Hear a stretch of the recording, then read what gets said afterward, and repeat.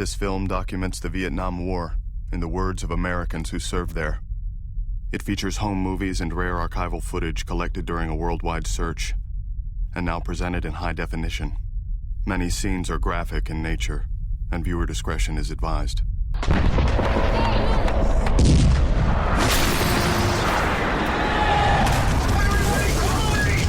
World War II, fella, and I served 3 years. I know what it's about. I have a son that's going to go into the Army.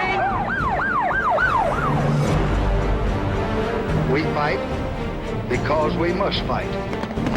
If we're to live in a world where every country can shape its own destiny, we will not be defeated.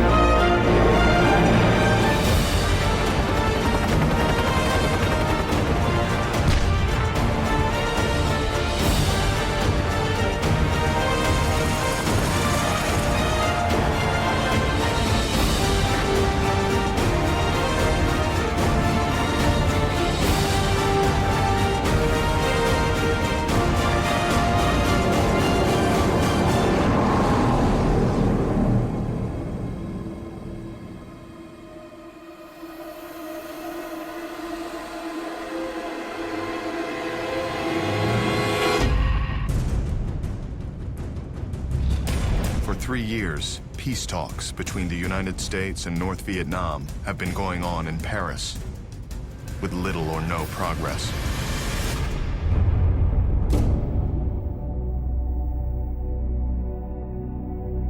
In January of 1971, the talks remain deadlocked, as do the private meetings between National Security Advisor Henry Kissinger and North Vietnamese negotiator Le Duc Tho.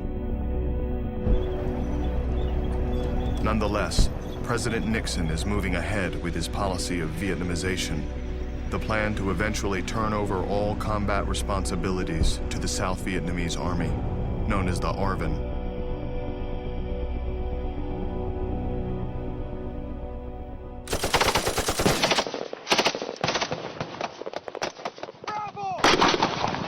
As a result of the ongoing U.S. withdrawals, pressure is increasing, not only on the ARVN, but also on the remaining Americans to carry the full load of combat operations.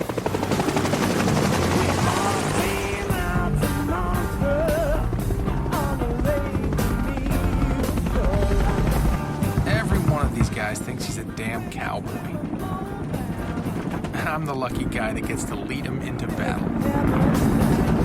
29-year-old Major Bob Kluwel was a military advisor to the ARVN in 1964. He returns to Vietnam as a company commander in the 101st Assault Helicopter Battalion. My captains are experienced, but some of my pilots are all recently commissioned. With a few exceptions, they were all on pretty much their first tours. Of course, when it comes down to it, every one of them knows exactly what's expected of them. And they're more than prepared to do what I ask. Which is a hell of a comfort, because I've just gotten orders saying we're about to get into a big operation.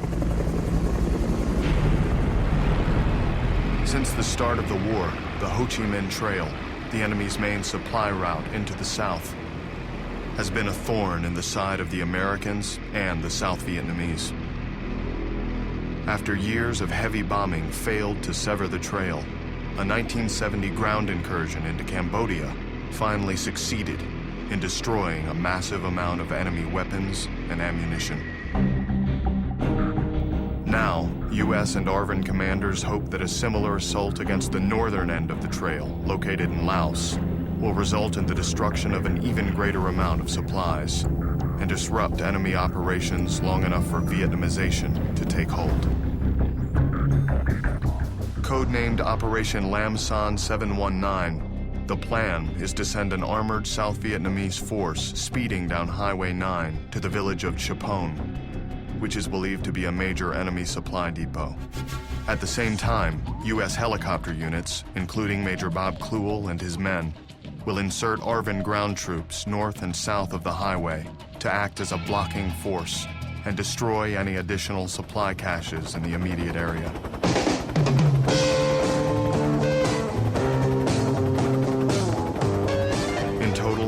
12,000 South Vietnamese are heading into Laos. And for the first time since American forces took over primary military leadership, they will do all of the ground fighting. A congressional amendment enacted a month earlier prohibits U.S. ground forces from setting foot outside South Vietnam. Lam Son 719 will be the first real test of whether or not the South Vietnamese military is prepared to lead the war by themselves. Right as we're about to take off, a couple of my pilots ask, who the hell are we supposed to talk to on the ground in Laos, since none of the ARVN we're dropping off there speak English? I tell them not to worry, because we've got translators standing by. But in the back of my mind, I have a terrible feeling that we're heading into trouble.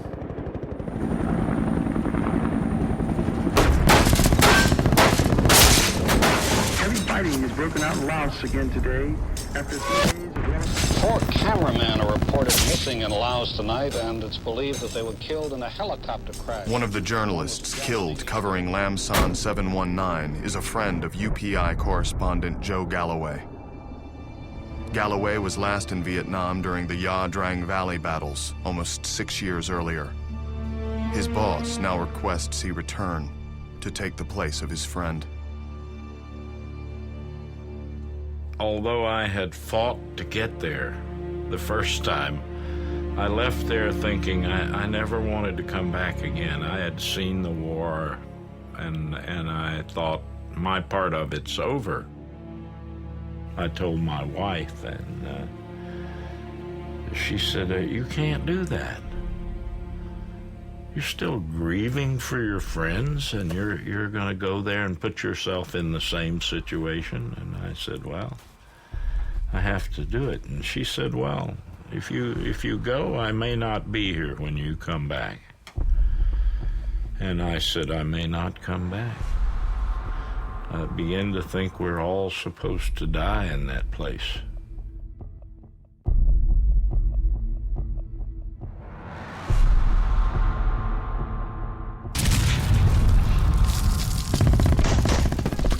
Galloway arrives during the second week of Lam Son 719 and finds the military situation even grimmer than he expected. Nearly 60,000 NVA are massing to launch vicious assaults against the 12,000 South Vietnamese. The armored column is stopped only halfway to Chapon.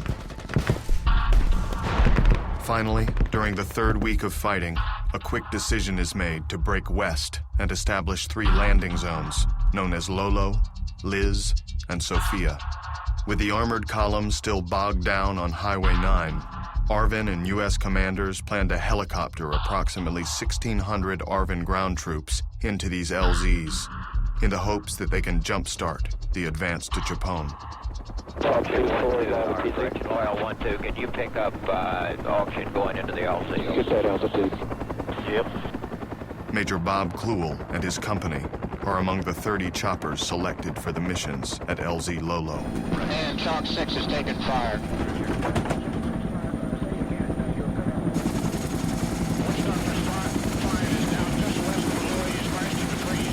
Witch Doctor 05, this is Boat 6, send your location. Jesus, man, what the hell is going on out there? Over the radios, we can hear the choppers ahead of us. They're taking heavy fire from all over the LZ. 4629 is the lead. Our lead aircraft was hit. Chalk 2, take over the flight. I'm going down to look for Witch Doctor 5.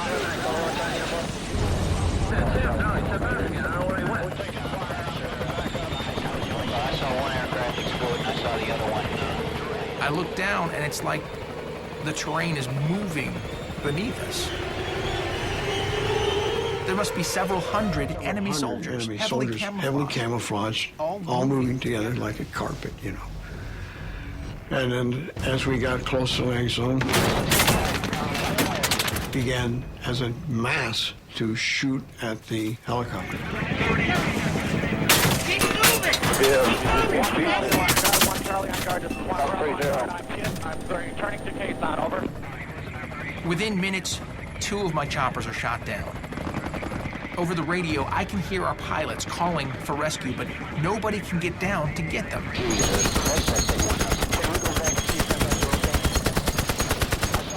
Kluel and the remaining choppers are determined to rescue the 8 downed Americans from their company. For over an hour, they circle the LZ. But with their fuel and ammunition nearly depleted, they are finally forced to head back to the base at Khe Sanh. I have no contact with my leadership at the present time.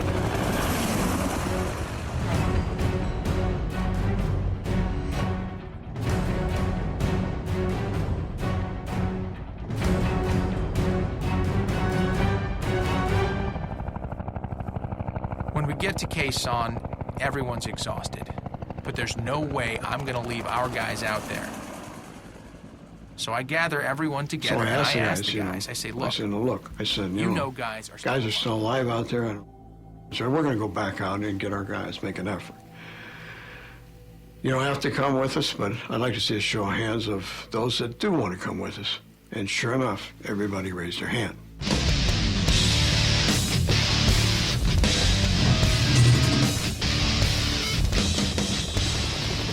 As we head back towards Lolo, I feel an incredible sense of pride. This is what being part of a chopper crew is all about.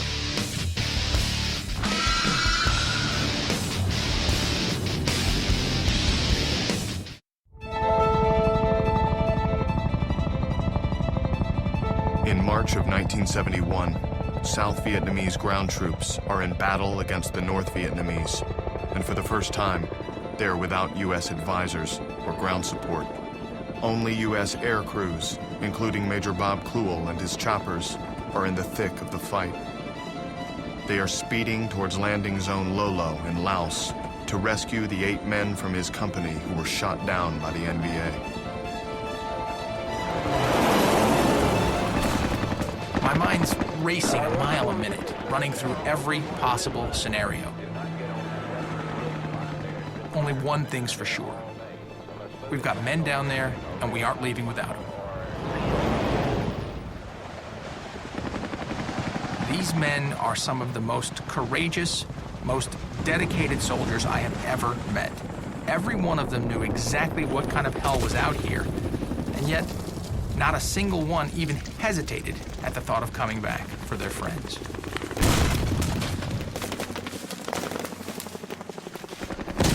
In total, 7 choppers are shot down and 2 American lives lost at LZ Lolo.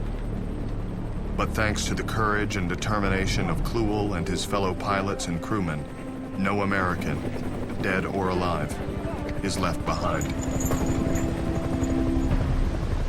In all my years in the military, I've never been more proud or more awed by the bravery of men.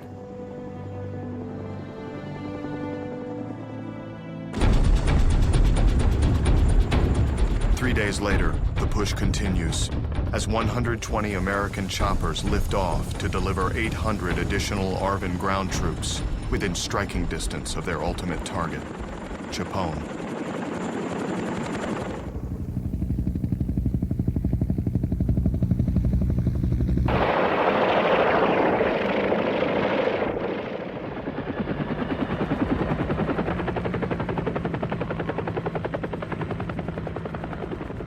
They arrive to find the NVA have stripped the village of almost everything of value.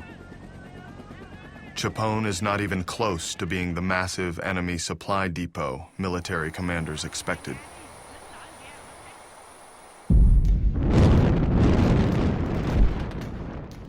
Over the next 3 weeks, as the 17,000 ARVN troops now inside Laos begin to withdraw, the North Vietnamese lay siege to those furthest inside the country.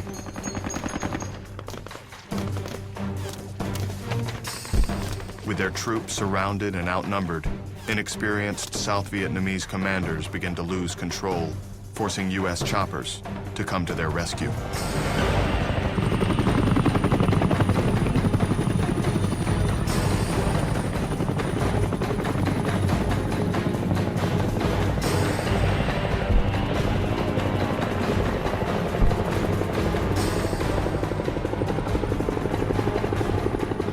Pilots risk their own lives to save them, going in again and again.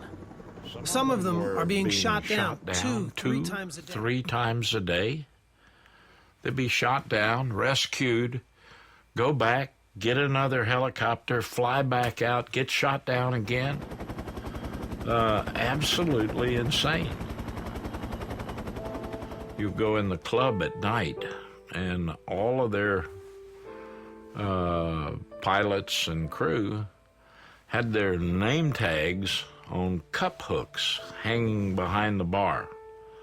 And you could come in and take a look, and those who got killed that day, they turned upside down. So you could scan the roster, as it were, and see who was alive still.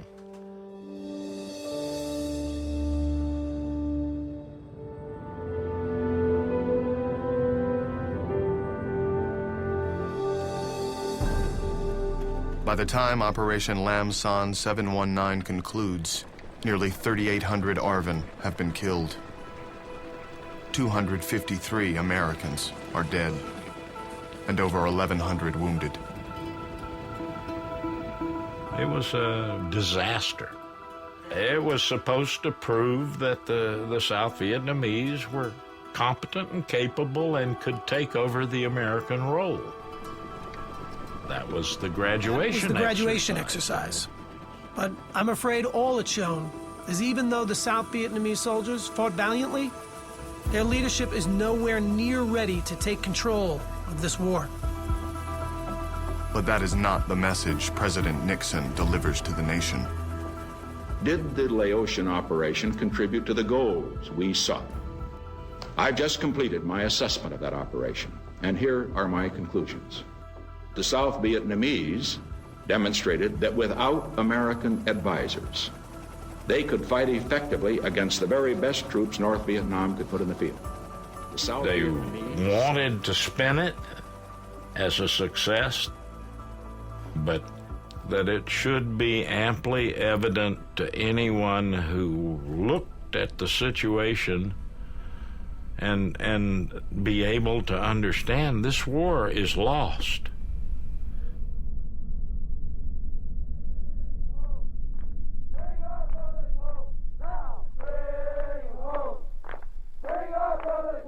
Less than 3 weeks after President Nixon delivers his assessment of Lamson 719, a 5-day-long demonstration in Washington, D.C., organized by Vietnam veterans against the war, garners huge publicity and controversy. On the 4th day of the event, VVAW spokesman John Kerry testifies before Congress. He is the first Vietnam veteran to do so. Each day, to facilitate the process by which the United States washes her hands of Vietnam, someone has to give up his life, so that the United States doesn't have to admit something that the entire world already knows, so that we can't say that we've made a mistake. And we are asking Americans to think about that. Because how do you ask a man to be the last man to die in Vietnam? The day after Kerry's testimony, the veterans converge in front of the Capitol for their final day of demonstrations. Among them is former Second Lieutenant Barry Romo.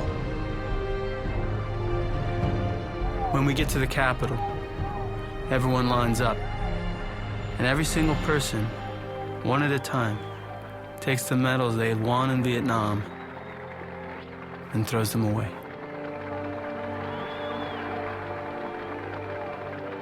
And when it's my turn to step forward and throw it down, and then all I said was, these aren't worth shit. I couldn't say anything else.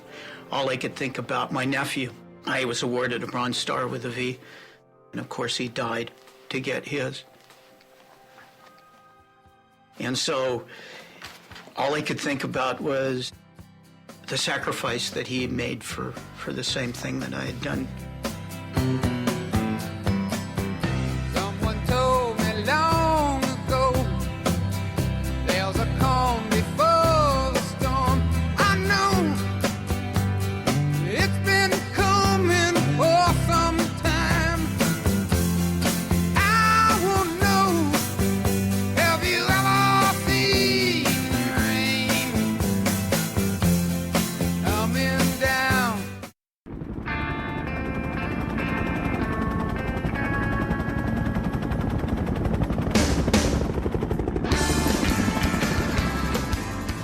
can't say I'll miss this place, but I sure as hell will miss these guys.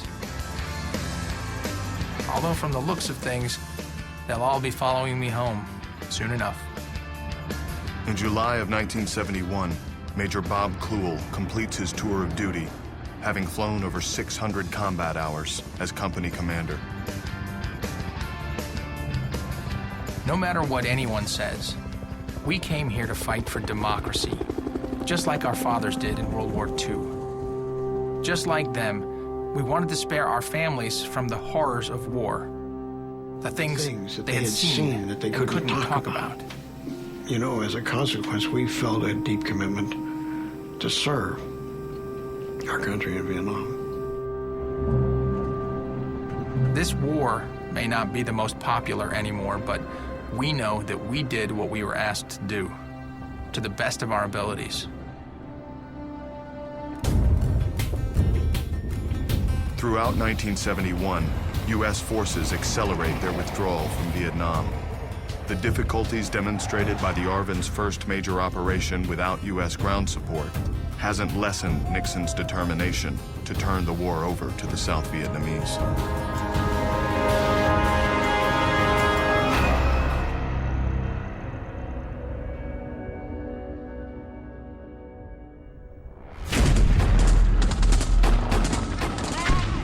In March of 1972, with U.S. troop strength the lowest it has been in 7 years, the NVA suddenly stunned the world by launching a massive three-pronged attack into the South. Nearly 150,000 enemy troops, along with supporting armor and artillery units, launched conventional frontal assaults against thinly held ARVN defensive lines. As some South Vietnamese units begin to crumble, President Nixon once again goes on national television, this time to try to help a faltering ally by building a case for a new phase of the war. Throughout the war in Vietnam, the United States has exercised a degree of restraint unprecedented in the annals of war. However, when the enemy abandons all restraint, throws its whole army into battle on the territory of its neighbors, refuses to negotiate, we simply face a new situation.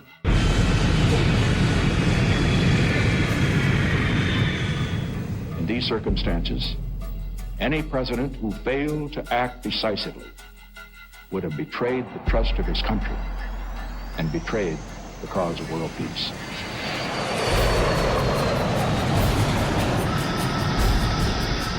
After a 3-year suspension, the U.S. begins large-scale bombings inside North Vietnam. For the first time, the North Vietnamese capital of Hanoi is targeted.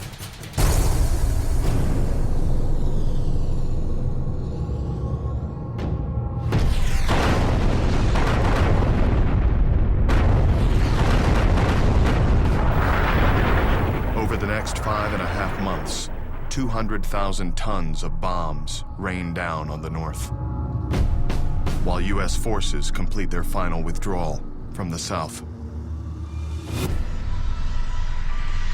President Nixon, who is running for re-election, is under pressure to bring the troops home. And so despite the ongoing bombing, on August 11th, 1972, the last U.S. ground combat unit departs South Vietnam. America's ground operations officially end. But the war in Vietnam does not. Without a signed peace treaty, the future of South Vietnam, as well as more than 500 American prisoners of war who are awaiting release in the North, remains uncertain. Finally, in October, Henry Kissinger announces a breakthrough in his negotiation with North Vietnam's Le Duc Tho. Peace is at hand. We believe that an agreement is within sight. But days after Kissinger's optimistic announcement, South Vietnam's President Thieu rejects the treaty when he learns it allows North Vietnamese troops to remain in the South. Resolution of the POW issue goes on hold. For Ann Purcell, whose husband Ben was captured almost 5 years before, it is almost unbearable. It was a roller coaster. We felt hopeful, and then our hope would be dashed, and then again a hope, and then dashed again. It was just a roller coaster one week after the other. And I remember saying to the Lord in prayer, when I don't know how much longer I can hold on.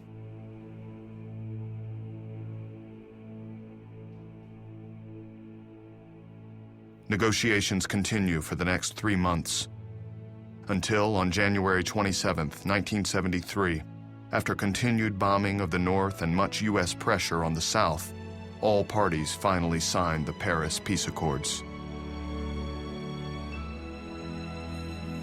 Hostilities are to cease immediately, but North Vietnamese troops are allowed to stay inside the South, on the condition that they do not continue to build up their forces or resume aggressions.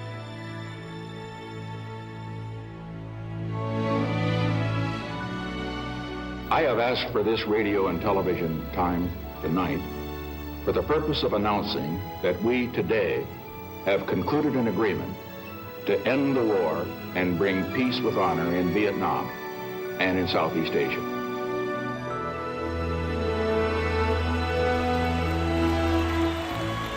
Years earlier, at the end of World War II, Times Square in New York City erupted in spontaneous celebration.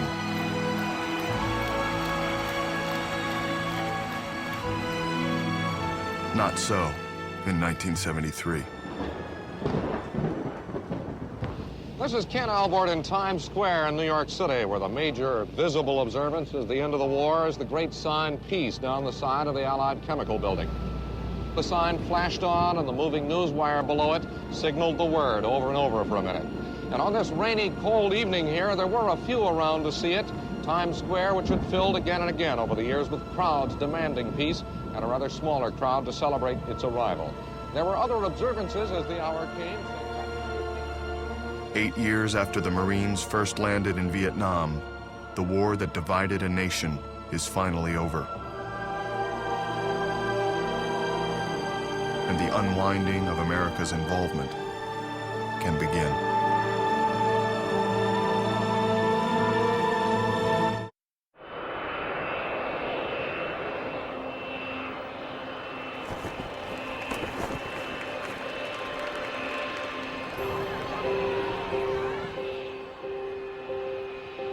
Three weeks after the Paris Peace Agreement is signed, the return of America's prisoners of war begins.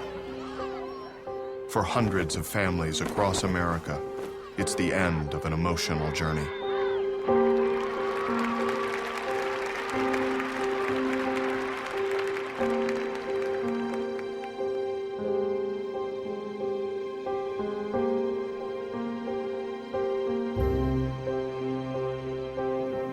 After 5.5 years, I know what makes America great.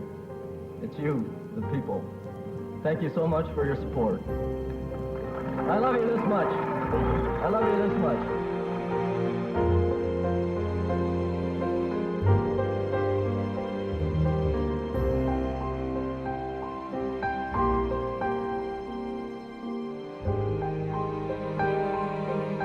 My stomach is in knots. For 5 years, I've done nothing but dream about this moment.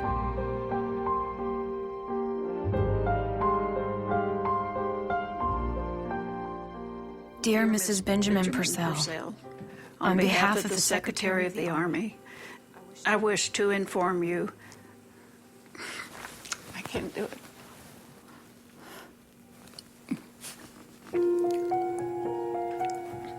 Give me a minute.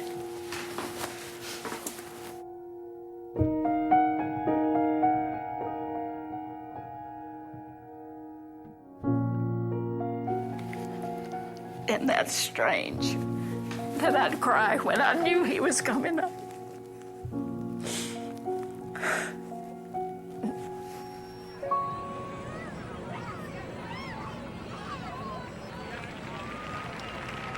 We all were transported by bus or sedan to the airport, and we were all waiting in our little groups.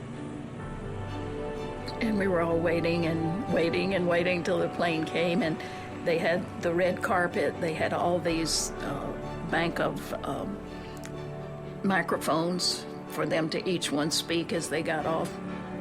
Ben was the highest ranking. Is the highest ranking on the plane, and they let him off first. Distinguished arrival, Colonel Benjamin H. Purcell. As soon as Ben steps out the door, the children start screaming. They're so excited they can barely control themselves. Even I can hardly keep myself together. Fellow Georgians, some 5.5 years ago, I'm trying so hard to control myself and wait for him to finish speaking. But all I want to do is just touch him so that I can be sure that this is for real and that he's real. The Gulf of Mexico. Instead, I can't take it anymore. So in the middle of this speech, I run out of the crowd and straight up to him.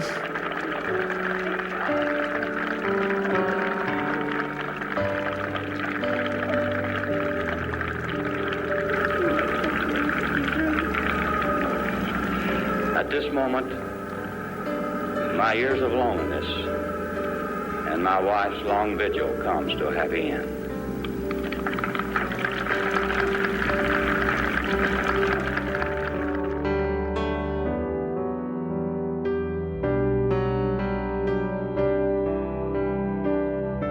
When I could run out there and hug you, I knew that you were finally home. And then I think that's the moment that it took for me to really believe that you were going to come back. What a wonderful thing. You're my angel.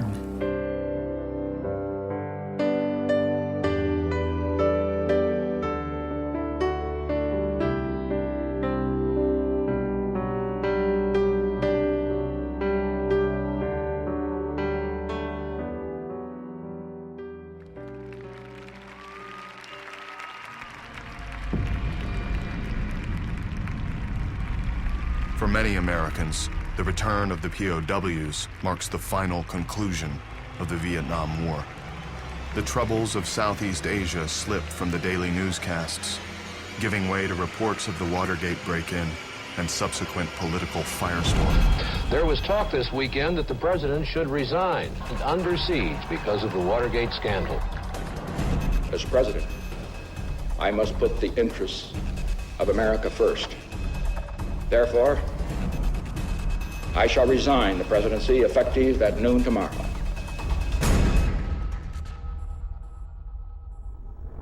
I, Gerald R. Ford, do solemnly swear that I will faithfully execute. By the time Gerald Ford assumes the presidency in August of 1974, U.S. aid to South Vietnam has been cut by 75% since its height a year earlier.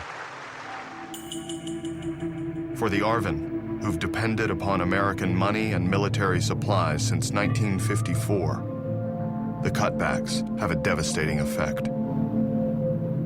Planes sit idle on runways, unable to take off because of lack of fuel. Artillery pieces that had once been allocated 100 rounds per day are rationed to only 10. But while the ARVN's supplies are dwindling, the North Vietnamese are rebuilding their military strength.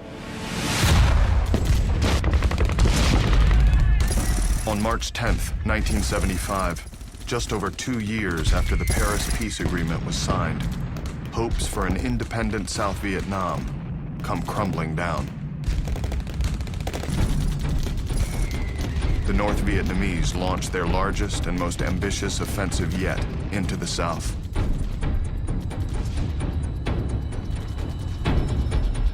As ARVN units begin to falter, hundreds of thousands of South Vietnamese civilians run for their lives. On April 21st, President Thieu resigns. 4 days later, NVA forces reach the outskirts of Saigon. On April 29th, as Saigon crumbles, a small contingent of U.S. State Department, CIA workers, and Marines who remained in Vietnam begin a hasty and desperate evacuation of South Vietnamese civilians and government employees who had worked with the United States.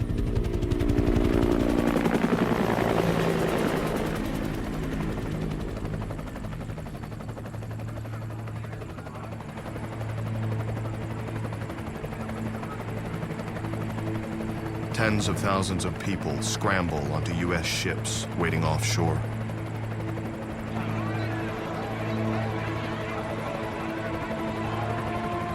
As they run out of space for people, millions of dollars of military equipment is dumped into the ocean.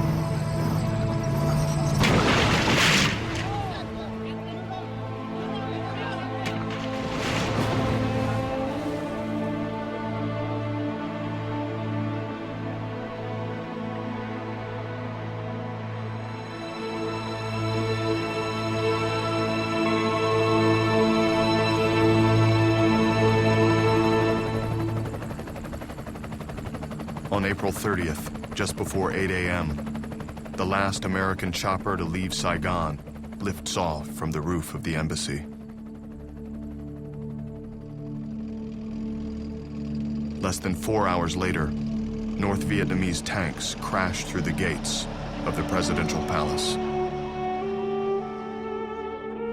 At 4 o'clock, a live radio broadcast announces Saigon is officially renamed Ho Chi Minh City. We're all gathered in the bureau, standing over the teletype when it starts ringing flashes. Saigon has fallen. Saigon has fallen. The presidential palace is taken. It was over. It was over.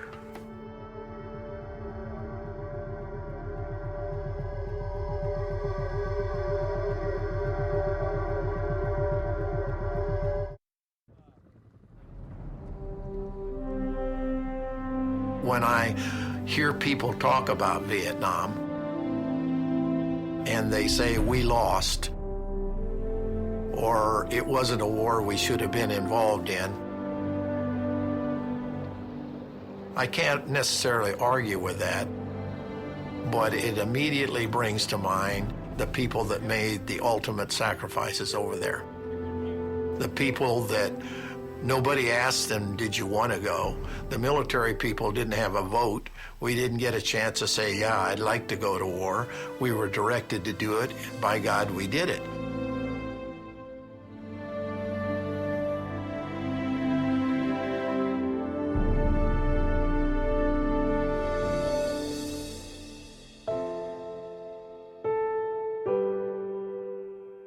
I had taken my military experience and I'd really buried it.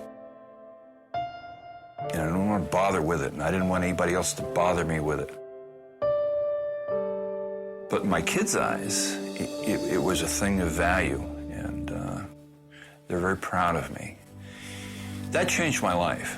That changed my life in a lot of ways at that point. They were very proud of me. They were very proud of their old man.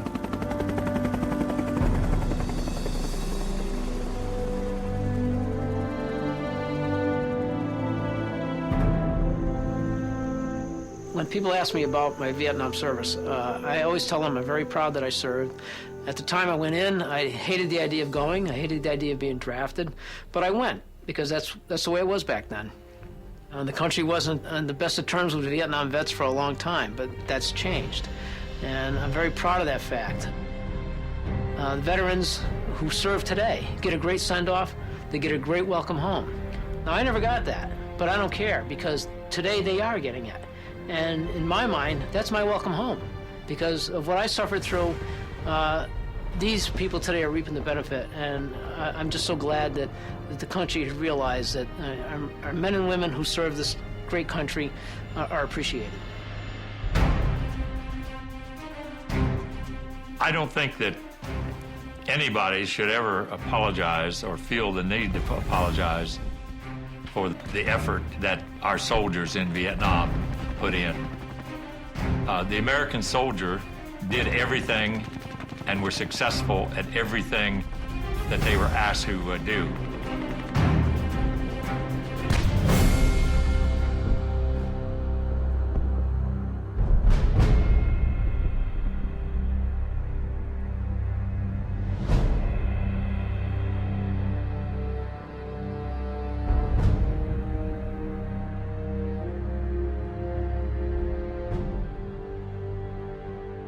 had, again, people that felt that they were not going to come back, but they went over there and they served their country. So I remember the brave people that went over there and did what we asked of them.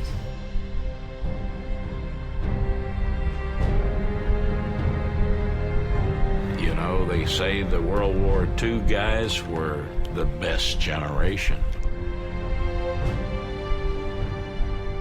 Well, those who fought every war since then were the best of their generation. They went, they served, they sacrificed, and they fought like tigers. They were noble.